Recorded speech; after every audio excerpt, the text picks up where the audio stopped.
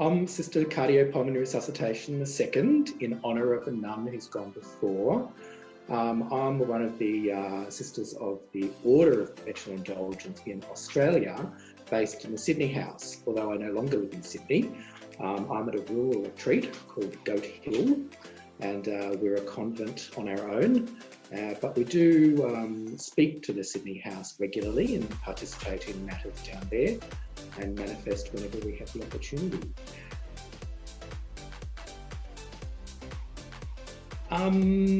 They wanted numbers, basically. There weren't many active sisters at the time, but they also wanted somebody who was enthusiastic and connected to the community. I'm also a Leatherman. I act as a conduit between the Leather community and the sisters in Sydney, and I've represented Australia in that capacity and a couple of times internationally, and also when I'm travelling I contact the Leather folk and make contact. So that was part of the role the sisters wanted me to utilise to spread our influence, if you like, into other aspects of the community.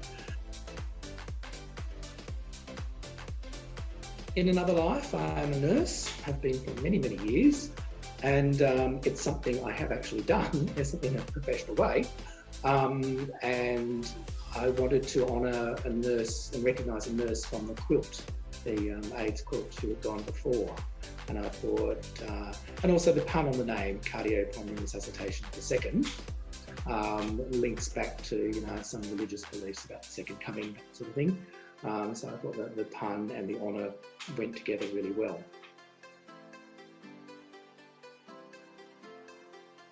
Fabian was holidaying in San Francisco at the time.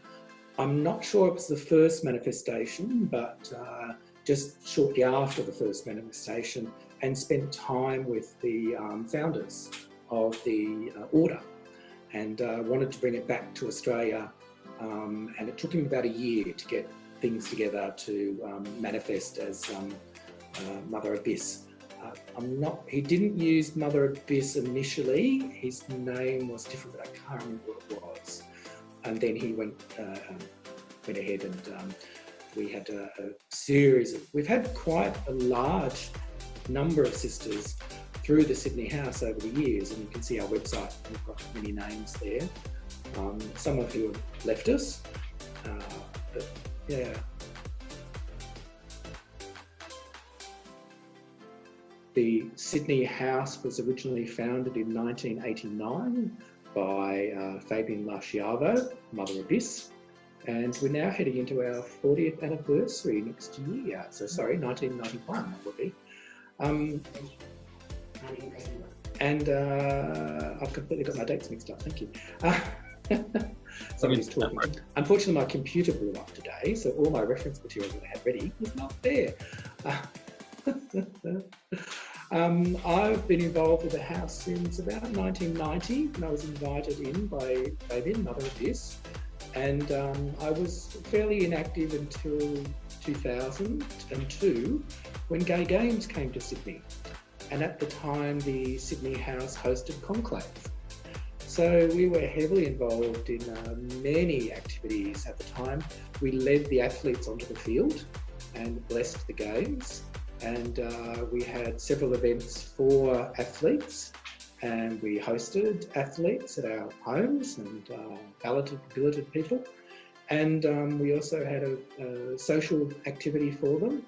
And of course the house had many activities for conclave, so we had nuns from Europe and North America, and the UK who came to visit, and that was an extraordinary time, and we enjoyed that very much.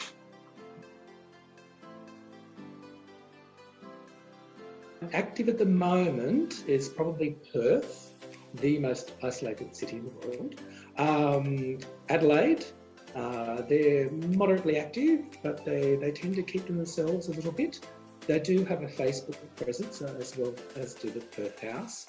There was a Melbourne house, but they became inactive. There are sisters down there, but they're not actively manifesting or participating at the moment. We are encouraging them.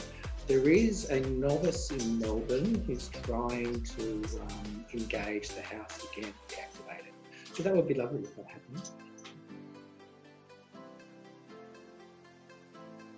Fabian, who founded the order here in Australia, is fairly religious, and it's also felt that this is a form of parody which can be quite effective at making people think about their thoughts about religion and shame and guilt.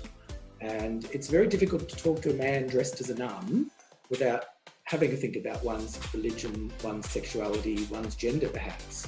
And we call it the gender fuck. So it's about, we don't use swapped pronouns. I am masculine, he. The lesbian clergy are feminine, she, or whatever chosen pronoun people want to use. And that can be far more challenging for people.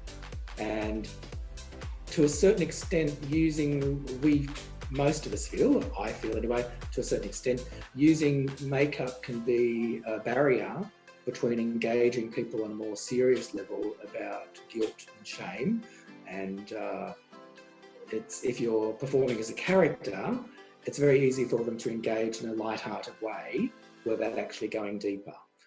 Not that we want to be serious all the time, we are about joy and laughter and fun, but challenging those concepts a little bit too. Having said that, I've presented in what we call traditional habit, black veil. I do have party habit, which is rainbow and glitter and sparkling and very bright and always gets wonderful comments. And I also have a summer habit, which is pure white with a small black ribbon at the front to show I'm a professed nun. So we do dress up differently. Having said that, two of the members of the Sydney House do wear makeup from time to time. Sister Eileen Dover does quite extensive whiteface, and Sister Rowena, Keeper of the Holy Doily, has an alter ego called Sister Rowena, the Rotten Roadside Root, who has a leopard print habit, skin tight with heels and gloves, and a bit of a Madonna type look, and does wear makeup as well. So yeah, there is a little bit of makeup and whiteface going on in the Sydney House, but traditionally it's more just us.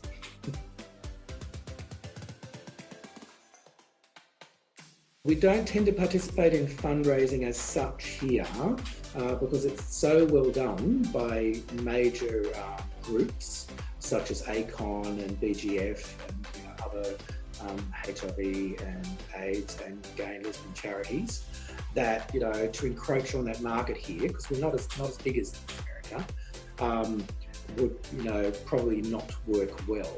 So instead we participate by being a visible player in those groups by providing blessings, recruitment, feedback, and positive aspects to their events to help them improve what they do.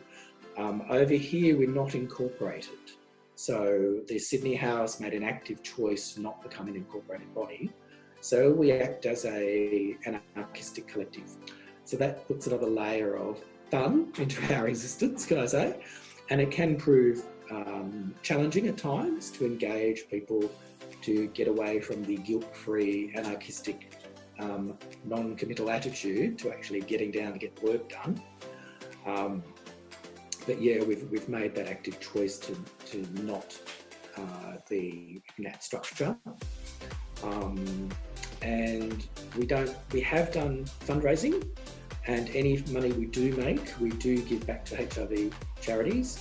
We have annual events where we do make a little bit of money, and apart from our costs, we do pass any profits on to the charities.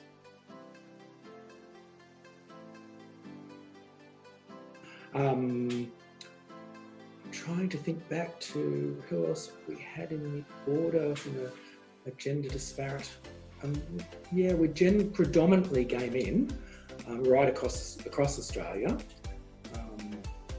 Yeah, we have one lesbian clergy in Sydney at the moment, which is a little bit active.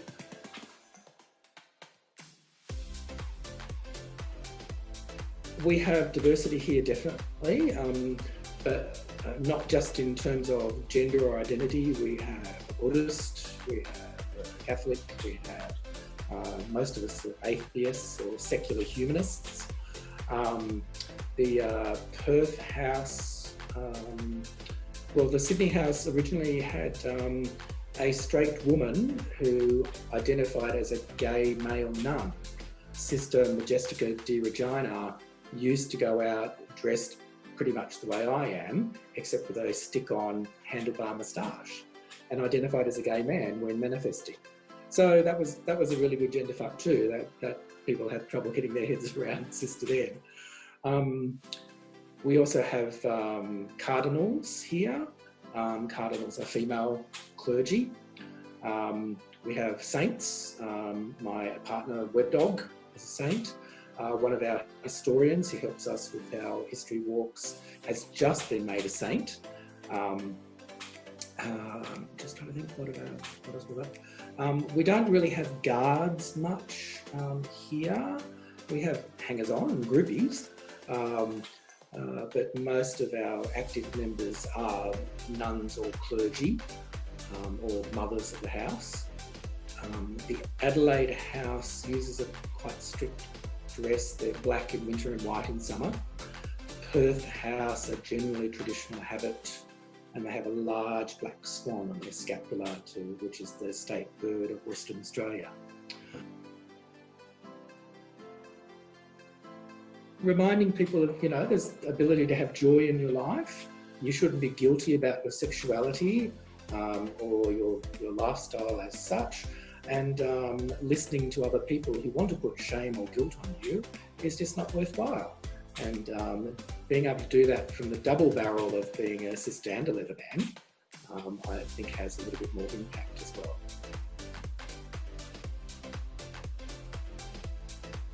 The half, he is a saint, he puts up with me.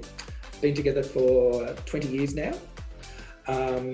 Also, as a nurse, I'm used to looking after my needs in terms emotionally, because I do work with death and dying. I'm a survivor of the epidemic from the 80s and 90s, so I've experienced that communal communal grief around, losing many friends and acquaintances, and seeing the devastation of the community. So, commitment to bringing back joy to life through that or after that is quite important to me. I exercise, though I can't get to the gym right now, everything's shut, but I look after myself from that aspect. I don't do anything in particular. I don't meditate, or I don't have any particular firm beliefs around mental health. If I do this, I'll be fine. I tend to utilise friends who are quite knowledgeable, and also sisters to bounce off. We do talk about our manifestation and how we can improve what we do and how we can engage with different aspects of the community. In fact, we had a business meeting yesterday, and we're going to look at Web Dog, my other half, has been looking at Sisters in Seclusion, and how we can service the community from seclusion by providing messages of hope and joy, and also blessings to events, that people may be having in the time of lockdown. Serious, using my professional skills. I'd also say sexy, because I get out there as a leather man and I promote within the leather community, and that includes play groups and play parties. The nuns have been involved with blessing leather events, large leather parties here. There's one called Inquisition, or used to be, and we have been involved in that. So that's been a fun, silly aspect of bringing joy and unlimited orgasm to leathermen and participants at parties. So I think I can't narrow myself down to one S word.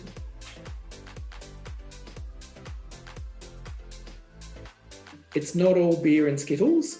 You've actually got to get down to the serious work of planning what you're going to do, marketing, contacting community groups, not sitting back and just waiting for invites to participate, putting it out there, responding as quickly as you can to invitations and events. And but don't forget to have fun along the way. Enjoy yourself when you go. Make sure that the blessings you provide are joyful and looking at the positives aspects of what you're doing.